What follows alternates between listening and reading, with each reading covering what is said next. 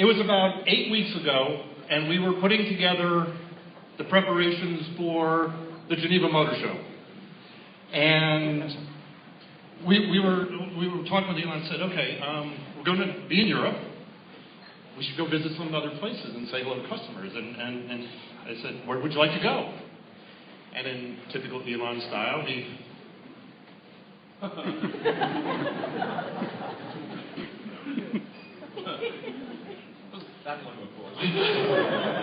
we should go to Norway, and we should say thank you for all their support. That's what he said. Yay!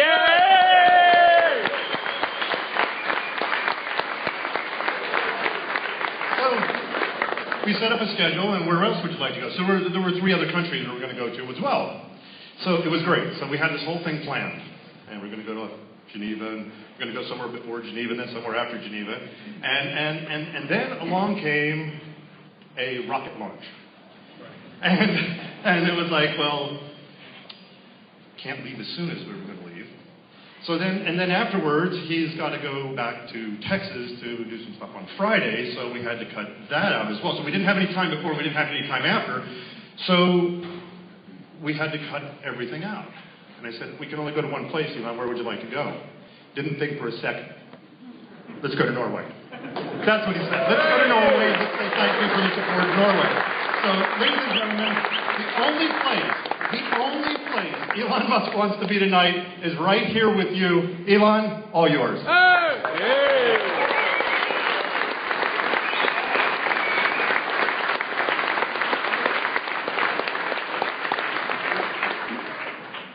As George said, I wanted to come here and just for one reason, which is to thank you guys personally for supporting Tesla. That's the most important thing. And it's only because of people like you that Tesla is successful, and it's only because of people like you that the electric car revolution will succeed. And I think there's a huge opportunity here to make Norway the leader in electric cars worldwide per capita, and to set a great example for the rest of the world. And that's what we want to do with your help. So thank you very much. From the bottom of my heart, thank you very much.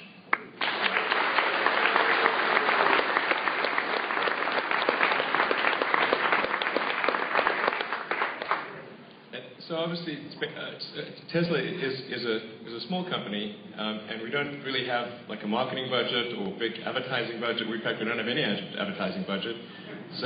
So we somewhat rely on people to spread things by word of mouth, and you know, press. Sometimes that works. Sometimes there's issues. You know, but the real thing that matters in the long term is, you know, is how do customers feel? How do they like the product? What do they tell their friends? That's what really matters in the long run. But there are a few things that we can do to reciprocate and show some appreciation, and I'm happy to announce a couple of those things. So the first Superchargers outside of North America are going to come to Norway. Yay!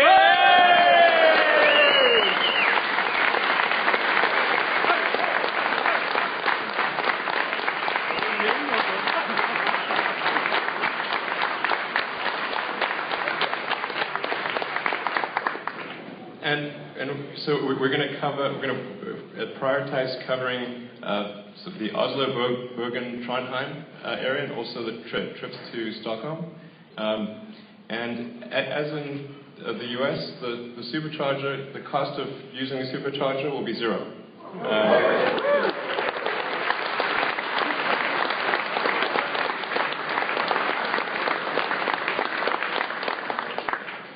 And not just now, but forever. I want to be clear. So that's, I think, one good thing. And then we're also going to deliver the first Model S's outside North America are going to come to Norway as well.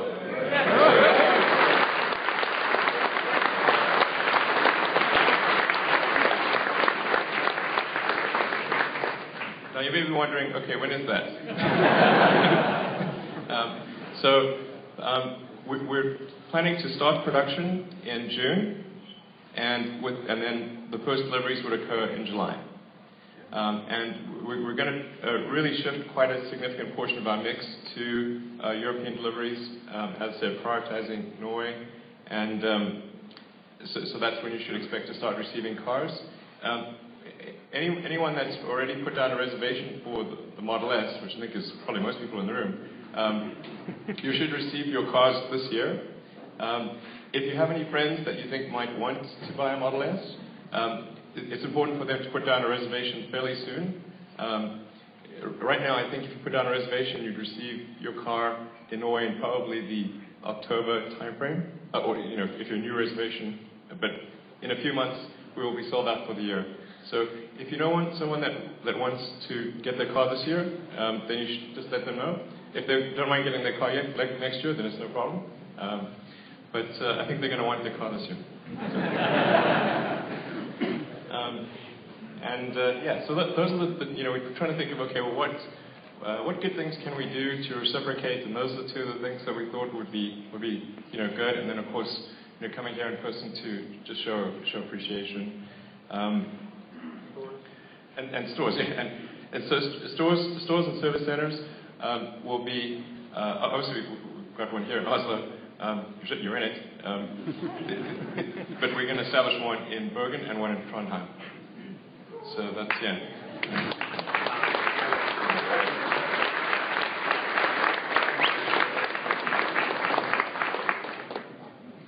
And let's see, there's a couple. Oh yes. So we recently had a customer, Frederick. Is he here? Fred? Oh, hey, there you are. Yay. All right, cool. So he just did a great trip all the way from Bergen. And if you don't mind telling the story again, I'd really appreciate it. Hey. All right.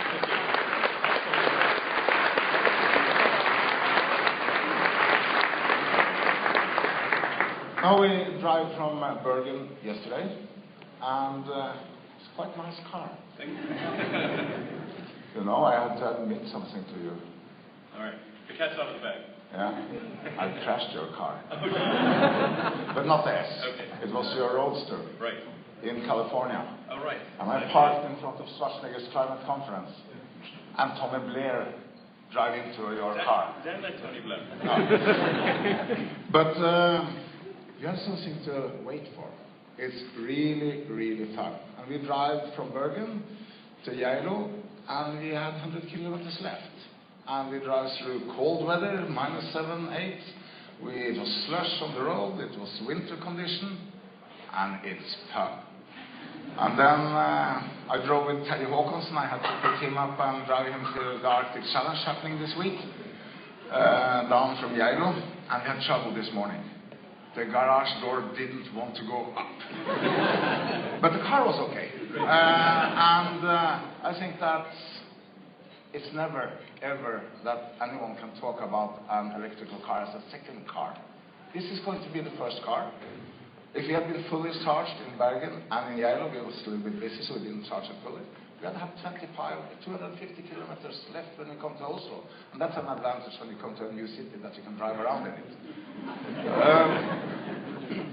So everything when it comes to performance, winter condition, it's fun. It's much better than anything else you have driven.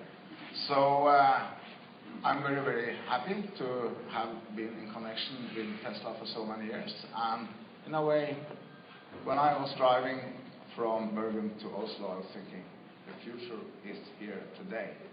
And it will be a little bit long months until July, but then everything will be okay. And I have a commitment to do. We're going to get this to the most sold car in Norway. Hey! Hey!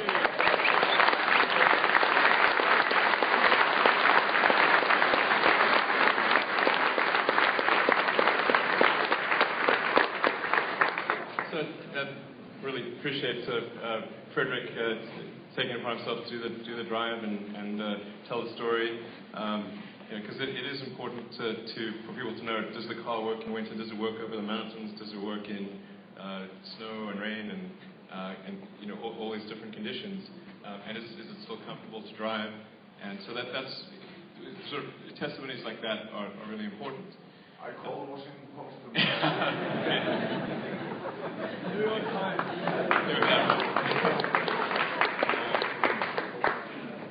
So yeah, I think those are the main points. Is there anything else you think I should cover? Okay.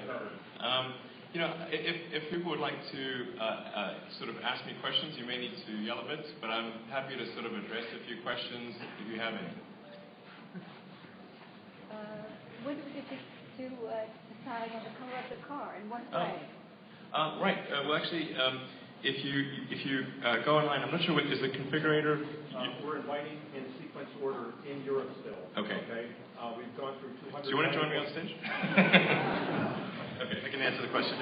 We have invited the first 294 in sequence order to configure their cars in Europe.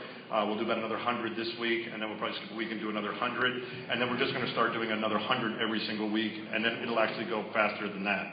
So right now, 294 and more coming each week. All right, so what's your number? Oh, okay. I was going to tell you which Tuesday it was going to be or whatever. It'll be like 2 Tuesdays from now. You'll get your invitation. What'll happen is you'll get an email that'll say it's time to build your Model S, and there'll be a button on there, and you click on there, and you go in and configure, and you choose your colors and everything, and then at the bottom it says finalize. You push the button, you finalize, and then you e-sign your document. We sign and send it back. So it's coming soon. It's easy to do, and actually it's fun. You can play in there now if you want. Will there be color samples in the look at? It's around the corner, I think. Oh, great. I think they're around the corner. Okay, let's see.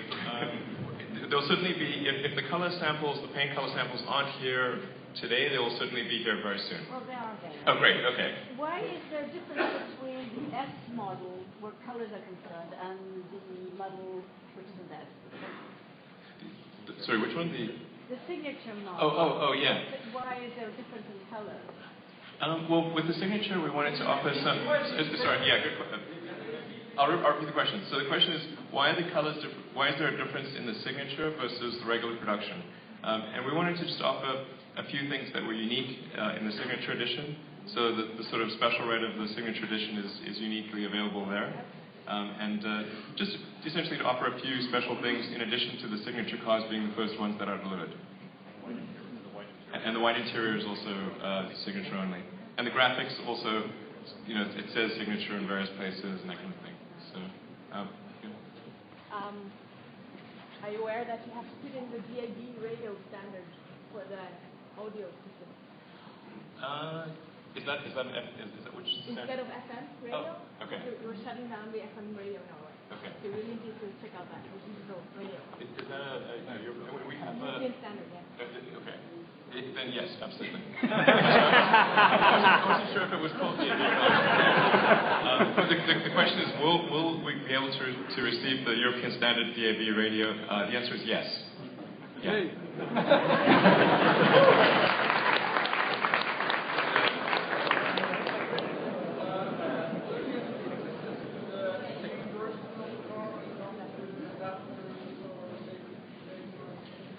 Excellent question. So the question is, will there be any difference for the EU version compared with the US version? Yes, I should have mentioned that when I was first speaking.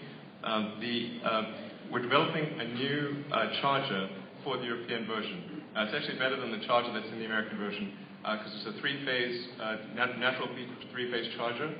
And it's actually lighter, a little bit more energy efficient than the single phase in the US. And the socket adapter will be the Meinike's standard adapter in the car, but we will be making an adapter that goes from that to the Chademo as well, which may be also what you're thinking. Yeah.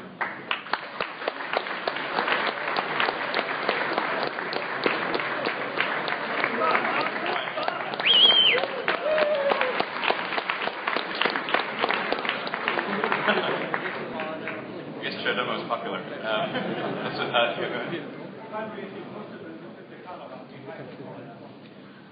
Will it be possible to pull a caravan behind the Model S? That is actually the first time I've gotten that question. Unfortunately, no. My apologies. We do not yet have that functionality. The Model X will have towing functionality, but that's 2015. So, yeah. How about four-wheel drive for the Model S? Will that ever be a reality? Right. I know. The question is, what about four-wheel drive for the Model S? It's not going to happen soon. That I can rule out. And I can also say that the rear-wheel drive Model S actually works really well in on snow and ice, and we actually have video on our site, on our website, which shows the Model S doing circuits on a surface of pure ice and snow, so including tracking pylons and doing a race circuit and that kind of thing.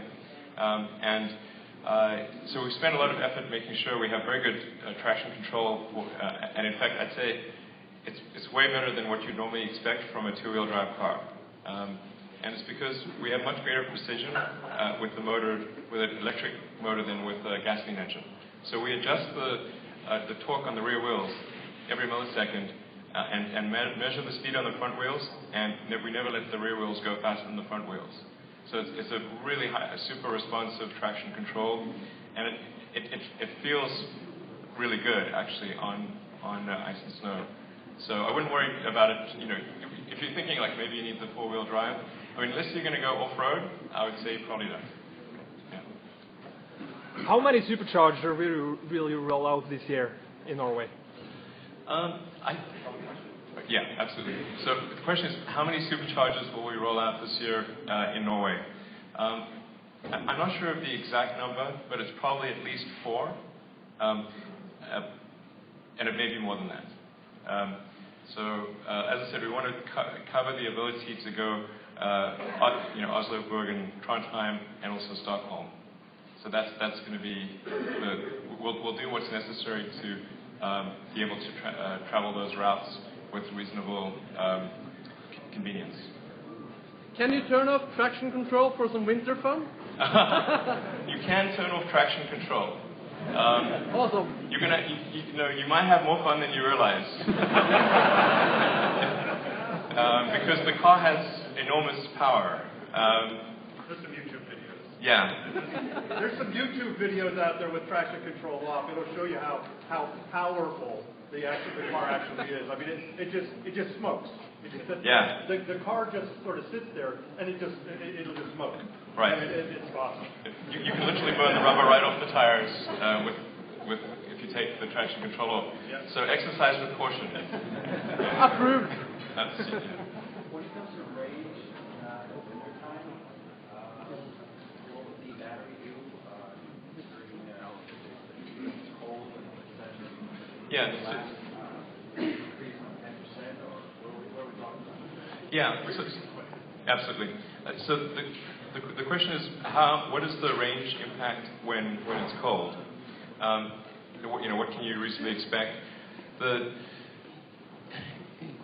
Typically, you'd get about for moderate cold, you'd get about moderate to I know cold can get quite serious, but I'd say for like a day like today, you would see probably a 10% reduction in range. Something we do with the Model S in terms of the thermal management that other cars don't do is we've got a liquid thermal loop that connects every cell in the battery and also connects the motor, gearbox, and inverter and charger. So depending on whether it's a hot day or a cold day, we either take the heat from the powertrain and put that into the battery pack so that you can, while driving, you're making good use of that energy. Or if it's a hot day, then we close that thermal loop and we reject the heat to the outside. So it's got quite a sophisticated thermal management system that really maximizes the potential of the car. You also don't really need to worry about, is the car going to, if it's in a really cold situation, is it going to lose a lot of energy in the battery pack? Actually what happens is the opposite. If you want to store a battery pack for a long time, the best way to do it is to keep it cold. It actually preserves the life of the pack. It doesn't reduce it. So The bottom line is, I'd say it's something like 10%. In a worst case, it may be 15 to 20%. Yeah. Okay. So I'd say if you were to up to about sort of minus 10 degrees Celsius, it should be around a 10 to 15% reduction in range. If you go down to like minus 30 to minus 40, so pretty extreme, around minus 40, it's probably a 20% reduction. But that's, I mean, pretty intense, you know. And it also kind of, you know, yeah. So that's 10 to 20. We've never seen it go more than about a 20% reduction due to temperature. And that's, I mean, you're in a driving blizzard, a minus 40. And we actually have a bunch of customers in Canada that have been in that situation. So it's not speculative. We've seen it in actual practice. We've got customers that are, you know, throughout Canada where you have similar temperature ranges that you would expect to experience in Norway. And Elon, do you want to talk about from the outlet so that it doesn't increase the battery? Yeah. In terms of convenience, you can always precondition the car. So you can control the car from the application on your phone. That's pretty easy to do. And if the car is plugged in to the charger, it's going to draw enough energy to keep the car at a comfortable state. So you don't have to worry, you know, if you come back, is the car going to be really cold? It's going to condition the car to sort of a minimum temperature and kind of keep it at that temperature of the car. So the car is really in a sort of preconditioned and ready to go state. So the question is, does the car need to stay charged at the airport if you're gone for 2 weeks? Right now, we don't have a sleep mode enabled. We actually did have that enabled for a few months, but of course some issues, so we turned it off. And without sleep mode enabled, the car consumes sort of 2 to 3% of its energy per day. Now we will be re-enabling sleep mode. In sleep mode, it's going to be more like 0.2% per day, a very tiny number. You'll literally be able to leave the car for like 6 months and no problem. And so by the time you get it, sleep mode will be enabled. And so you won't have to worry about a 2 to 3% reduction in energy per day. Sure. In the US, you have support for Slacker. Will there be any similar service in Norway, such as Spotify? Sure. So the question is, well, Model S in the US, we've got Slacker, and we also we use the Tesla software to combine that with Google Voice and Grace Note and a few other things, so you can literally say, you know, play any song. I got a lot of flack for saying play Linkin Park. I mean, I don't know what the big deal is. Anyway, you can play any song you like. So you can just say, literally, play Rolling Stones, or, you know, almost anything. And now Slacker is not yet operating in Europe, so they say they're in the process of doing that. So if Slacker isn't ready in time, we're going to look for another supplier, because Slacker essentially provides the music library. So we just need access to a music library in order to be able to repeat that functionality. And bottom line is, you will be able to play any song you want. And that's really pretty fun. So that's I think unique functionality that we want to preserve throughout the world. You mentioned that it would keep it warm in the winter when it's plugged in, but yes. In the summer, will it keep it cool if it's plugged in? So the question is, it will keep, if it's plugged in, it'll keep above a minimum temperature in the winter. Will it stay cool in the summer? Yes, we're essentially going to give it temperature rails. So it's not going to go below a certain number or above a certain number. We'll make those rails also adjustable. So you can say, okay, keep it between this range or that range, and you'll be able to pick whatever you think makes sense. Or just turn it off if you don't want to do that. That's great. Yeah. and you know, and so I should mention, like, you know, we try to get feedback from people, and like, if you know, we don't always listen to the feedback, but if we get it, well, we can't do everything. That's what I mean. but if we get it from enough people and we think about it, and then we'll integrate it. So for a lot of functionality, if you don't see it at first, it's going to come soon. So yes, over-the-air software updates. Yep. Can you say something about the battery warranty? Sure. So the battery is guaranteed for 8 years. So it'll be functional for 8 years.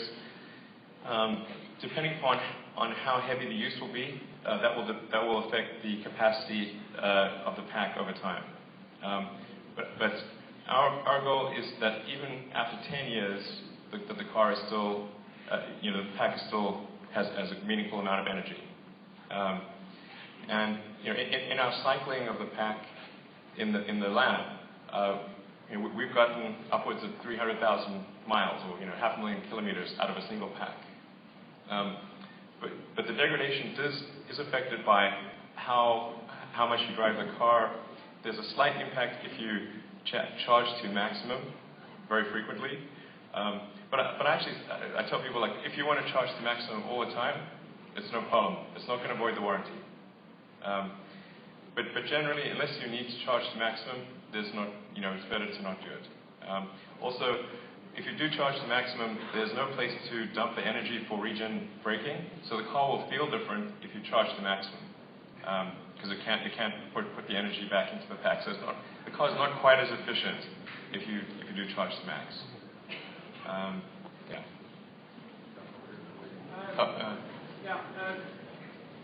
Lots of us use ski and there's no option to have them on the roof yet. Oh, on the Model S there is, yeah, absolutely. Okay, so the cheaper option for that is just put a slot from that seat and have a ski bag through the car. We have things like we don't look like we have that. Sure.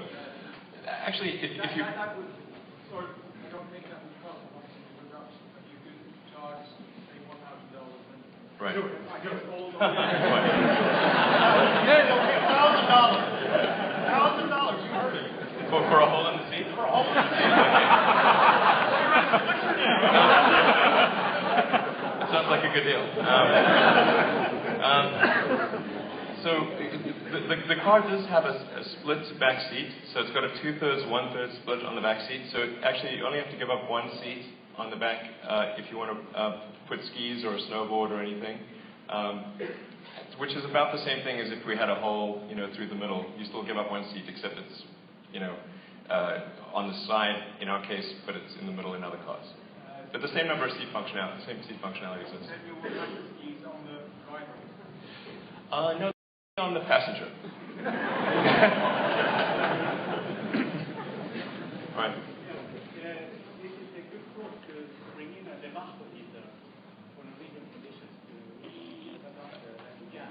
Oh, a gas heater. The car's got a lot of energy. It's the advantage of, say, having an 85 or a 60 kilowatt-hour battery pack. It's actually an enormous amount of energy. Like, you think of like a typical heater, like is like a 1.5 kilowatt heater. I mean, you could run the car for a long time using 1.5 kilowatts. So I don't think there's a need to have anything but an electric heater.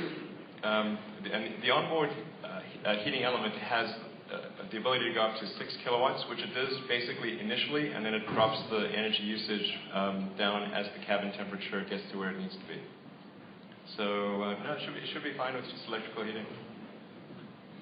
Regarding the Supercharger network, are you set on those 3 cities in Stockholm, or for instance going from Oslo to Stavanger, which is a major city also, slapped out of those times? Sure. So the question is, what about cities like Stavanger for the Supercharger network? Over time, we will cover essentially all of Norway. You'll be able to go essentially anywhere. In fact, within Europe, you'll be able to go anywhere within Europe. And the same in North America. You'll be able to go anywhere in North America. But we just have to prioritize the most heavily trafficked routes first. So hence when we talk to people, they said, Oslo, Trondheim, Bergen, and Stockholm, and so that's going to be our initial focus. But eventually you can count on the whole country getting covered.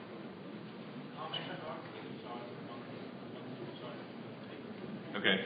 The question was, how many cars can charge simultaneously in one supercharger? Right now,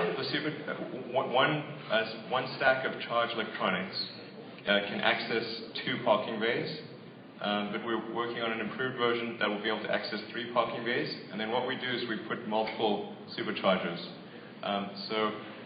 In California, our biggest location currently has 12 spots, and then we monitor the usage of the supercharger to see what the peak usage is and see if there's wait times developing at the superchargers.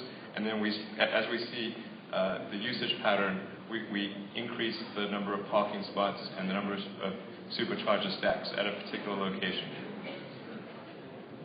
So, but our goal is to have you almost never wait for a charge. So we size it really to match the peak usage, which is typically on a Friday evening and a Sunday evening, because people are going away for the weekend or on a holiday, basically on a holiday. And the rest of the week it tends to be much less than that. So, yeah, but that's what we size it for. Sure. About battery replacement, that battery technology improves next 78% of the year. Right. So within 5 years you can have 50% more. Will it be possible to install maybe a upgraded battery in the future for an 85 kilowatt car, or is it fixed on 85, or how does that work? So the question, I think most people may have heard that question, but the question is, let's say, as battery technology improves, say in 5 years, will there be a better battery pack for the Model S? I think the chances are yes. The only thing that's constrained is really the volume and the mass. And then the battery pack actually has its own intelligence, and it communicates its parameters to the car. And so it is possible. I'm not. You have to watch what I commit to. But I think there's a good.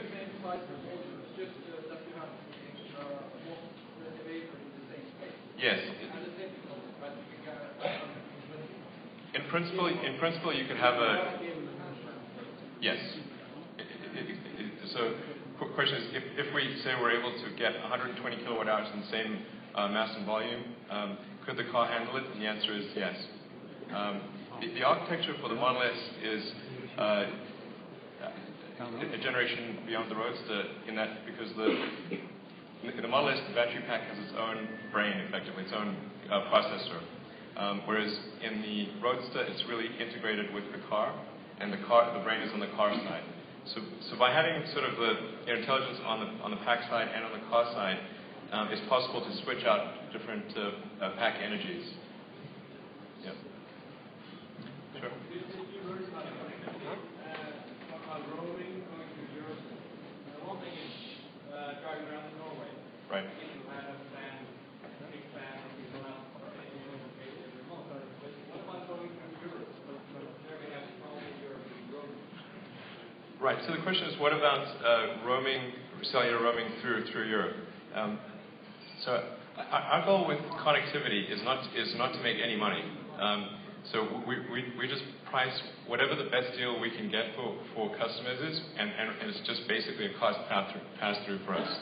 So we're going to offer both the best deal we can possibly negotiate, both for domestic usage as well as for roaming, as well as tethering. So you'll be able to go through your cell phone, whichever is better, and you'll have that choice. We'll do the best we can. I don't know how good it's going to end up being. I did have lunch with the CEO of Telenor, which is maybe a good sign. Oh, yeah. Right. So the question is, can you turn off the cell modem when you're roaming? Actually, if you're on the Tesla plan, you won't need to turn it off because the way we're pricing it is as a sort of or we will price it as a fixed monthly number. So it'll actually be sort of on us if it costs more to roam. But if you're tethering to your phone, then it's going to be up to you to turn off your phone for roaming. Sorry, yeah? Why don't Tesla go Iridium for all? I beg your pardon, I couldn't hear you. For Iridium up north. Yep.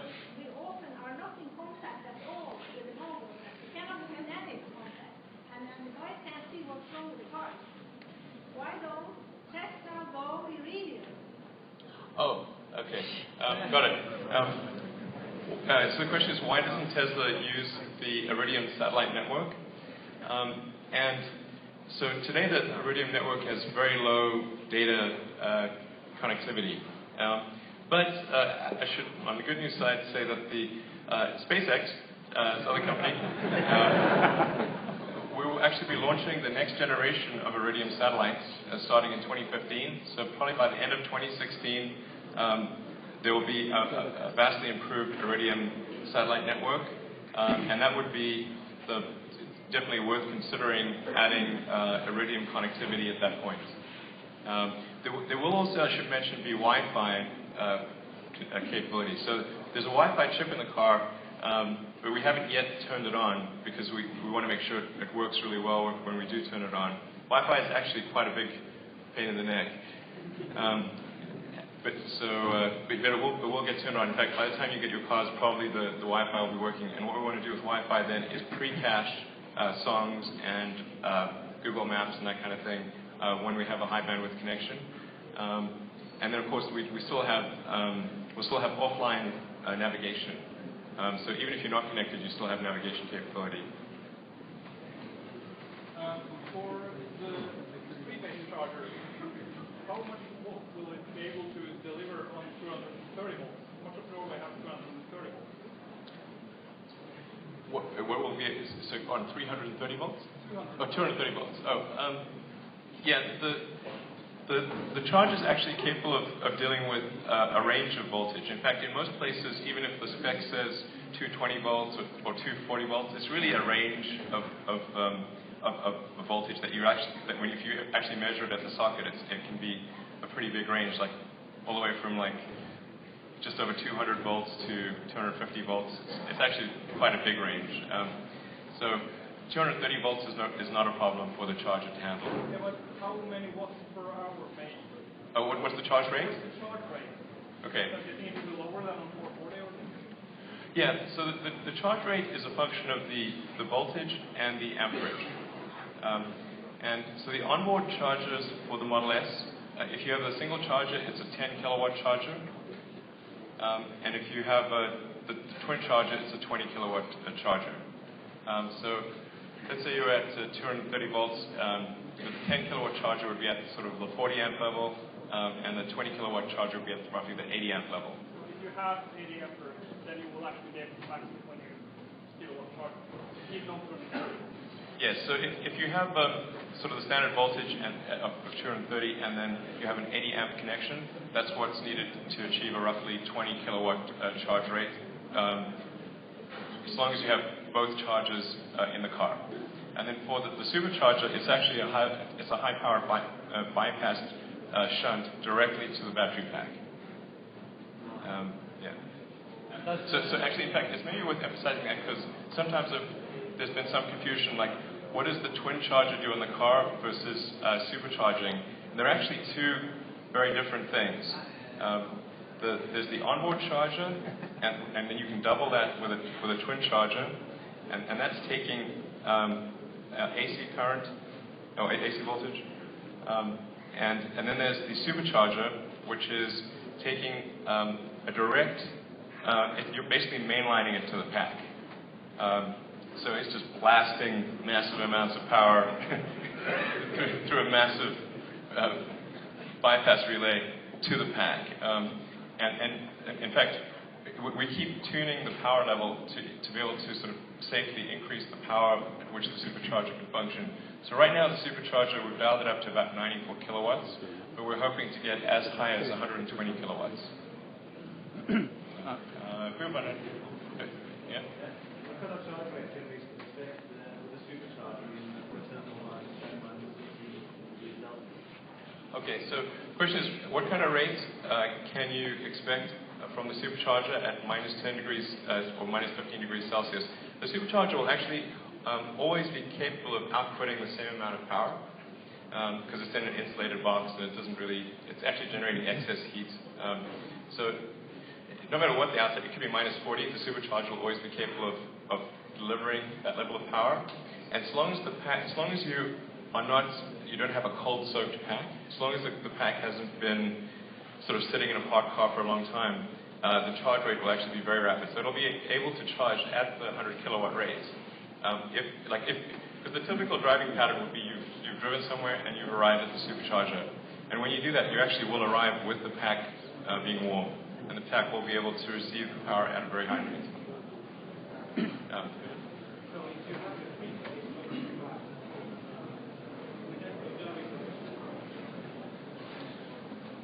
Right, so, and I apologize if we're getting too much into the charger scenario, but I'll answer what questions. If you're feeling bored, you're welcome. Don't feel an obligation to stay. I'll try to answer every question I possibly can. And I am super jet lagged, so if I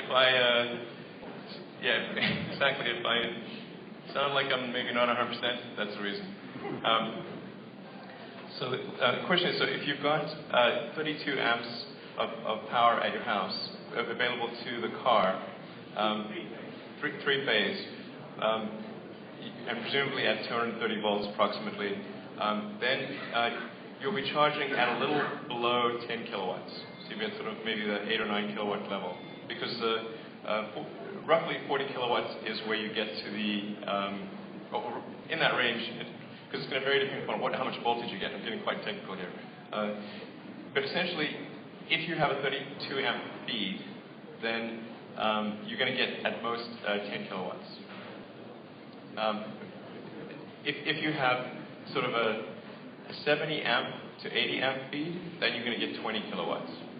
And so since the battery pack is either an 85 or a 60 kilowatt hour pack, it's going to take, if you've got 20 kilowatts of charge rate, it's going to charge in sort of roughly 4 to 5 hours if you have 20 kilowatts, or 9 to 10 hours if you have the 10 kilowatt charger.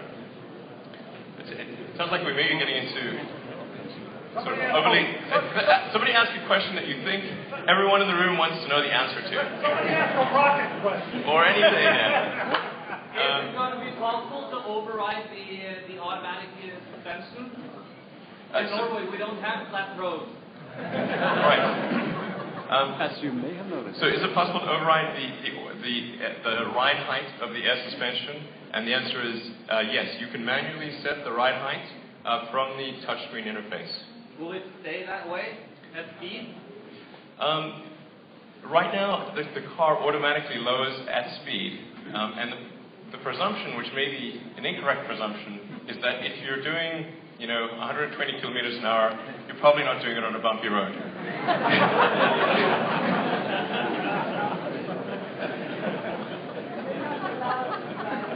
All right.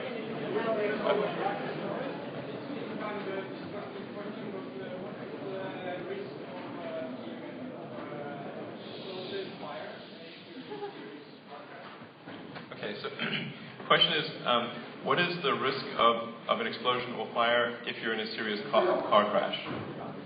In the battery pack, right. Assuming you're not carrying explosives in the car. The risk of an explosion is zero. So definitely absolute zero on the explosion front. The risk of a fire, I would say, is negligible. If the car is in such a crazy accident that there's a risk of a pack fire, well, you probably will not be around to experience it. So the car is really designed to be incredibly safe. We've never had a battery pack fire in any production Tesla ever, including in ones that have been in serious accidents. So it's not completely out of the question, but we've never had it, and not in any of our crash cars or anything like that. So I think it's extremely improbable. Well, let me put it this way. The probability of having a fire in the Model S is vastly lower than in a gasoline or diesel car. Vastly lower. Like by an order of magnitude. Who in the back there, yeah. The service. Oh, the service plan. Okay, so yeah, an annual service in the car in the U.S. is sort of on the order of $600, and it's a super comprehensive annual service and review, where we just replace anything that, except the tires and anything else, or whatever it is.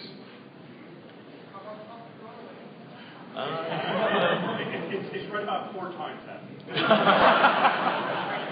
We have a really good deal for you. Everything in Norway is about 4 times as much.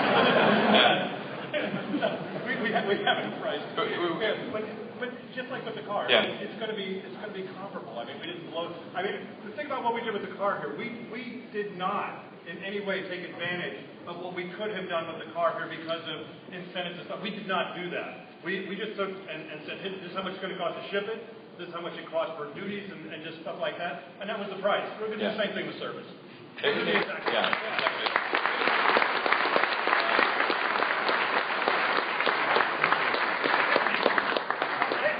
That I sit in the meetings when we price things, and I can tell you that he guides us to not ever take advantage, ever, of anything pricing-wise around the world. So you have Elon to thank for that.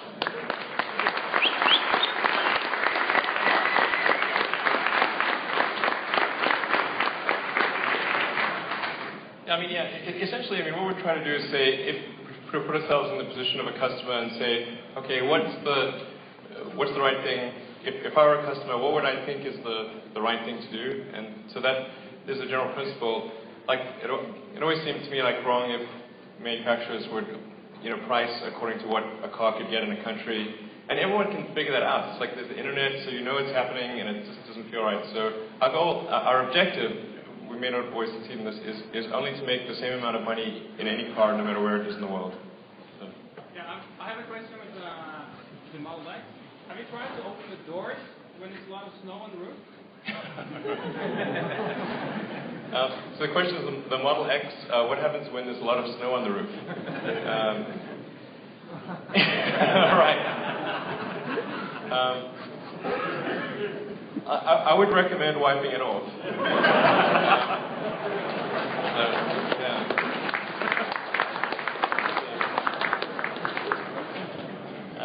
We haven't tested it exactly, but we'll see. I mean, the Model X, it's a bit of a, we're trying to push the envelope to do new things that haven't been done before. There's always a bit of risk when that happens. But if you don't take a few of those risks, then you never figure out if there's something that's newer and better that can happen. So, will there be any more new options for the Model S? So will there be any additional options for the Model S? Think before you speak. Right. Yes. Well, the answer is yes. There will be additional options over time. Stocks are nothing we're dropping. prepared to announce right now. Okay. You're actually, but then we do have to, and they're really good. What about colors? The colors we have sample colors here. In fact, oh, you mean future new colors? We're not planning on any in this sort of this year anything beyond the new red that's coming out. That's basically it. Excuse me, the test with Wi-Fi for European standards. Have you considered electrically folding side view mirrors? Have we considered electrically folding side view mirrors? We did, but in making the Model S, we had to decide, well, what is one of the toughest things is what features do we not have, and that is something that in the future would make sense, but it's just not something we've been able to do now. Yeah. How about sports seats? Sorry.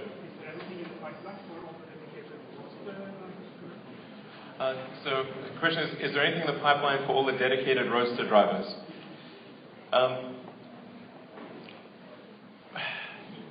There's nothing in the pipeline in the short to medium term.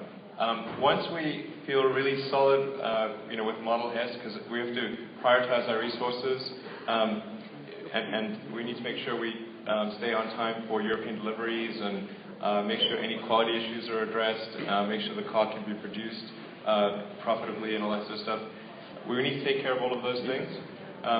But I do want to circle back to the Roadster in the future when we have the resources to do so and do something special for Roadster owners.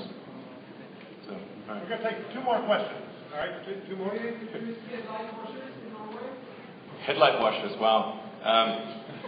No plans for headlight washers in the, no, not. What are they? Definitely a future, long term maybe. Yeah, go ahead. The electric car is kind of range out.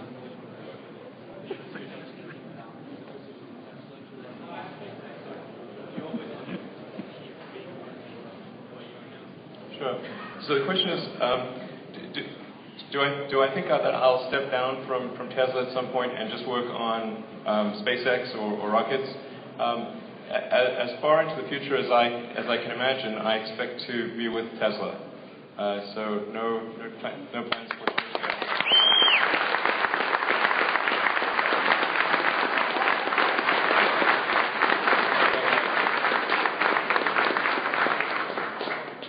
You have a question? Oh, sorry. Yeah. Okay. How big was your smile when you heard the New York Times had accepted it? Yeah. So your question was, how did I feel about when the New York Times, the public editor, acknowledged that maybe there were some errors in the article? That was, it was really, it's quite satisfying.